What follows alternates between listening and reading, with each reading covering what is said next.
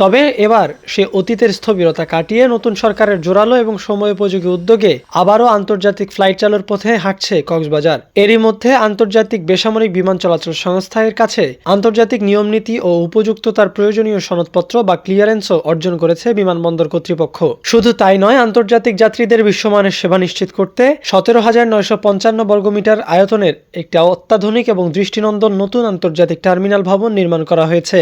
বর্তমানে এই বিশাল টার্মিনালটির অপারেশনাল সুবিধাদি সহ টেস্টিং এবং কমিশনিং এর কাজ পুরোদমে এগিয়ে চলছে। পাশাপাশি বিশ্বের নামি দামি এয়ারলাইন্সগুলোর সাথেও যোগাযোগ অব্যাহত রয়েছে, যাতে দ্রুতই বিদেশি ফ্লাইটগুলো এই রুটটি ব্যবহার শুরু করতে পারে।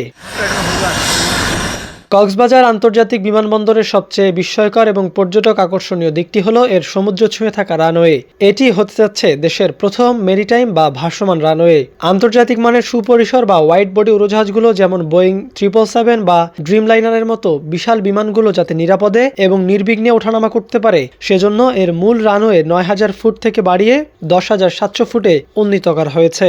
আর এই বর্ধিত রানওয়ের একটি বিশাল অংশ সরাসরি মহেশখালী চ্যানেলের সমুদ্রের জলরাশির বুকে নির্মাণ করা হয়েছে।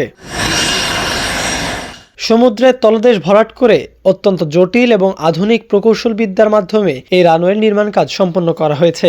রানওয়ের শেষ প্রান্তে সমুদ্রে তৈরি করা হয়েছে 1 কিলোমিটার দীর্ঘ বিশাল লাইটিং জেটি বা অ্যাপ্রোচ লাইট, যা রাতের অন্ধকারে পাইলটদের নিরাপদ অবতরণে অত্যন্ত নিখুঁত দিক নির্দেশনা দেবে। নান্দনিক এই ভাসমান রানওয়ে এবং আন্তর্জাতিক ফ্লাইট পরিচালনার সুবিধা চালু হলে কক্সবাজারে পর্যটন ও ব্যবসা বাণিজ্যে এক অভাবনীয় বিপ্লব ঘটবে, যা পুরো দেশের অর্থনীতিতে বিশাল অবদান রাখবে বলে মত সংশ্লিষ্টদের।